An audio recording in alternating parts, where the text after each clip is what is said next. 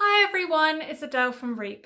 In this tutorial, I'm going to show you how to make a Sadaqah jar to collect money for charity as part of your Islamic New Year celebrations. Let's get started. For this activity, you will need a glass jar with a lid, glass paints, ribbon or twine, PVA glue, and any other similar craft materials you might have at home. Remove any labels by soaking your jar in warm soapy water and gently rubbing the label away with a cloth or a brush.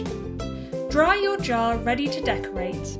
Now decide what type of design you want to decorate your jar with. For example, you could use glass paints to paint the Islamic crescent moon and stars onto it, use glitter and glue to add some sparkle, tie ribbon or twine around it, or do all three, just like I'm doing here. If you want to label your jar, you could use glass paints or a marker pen to write Sadaqah Jar or Charity Jar onto it.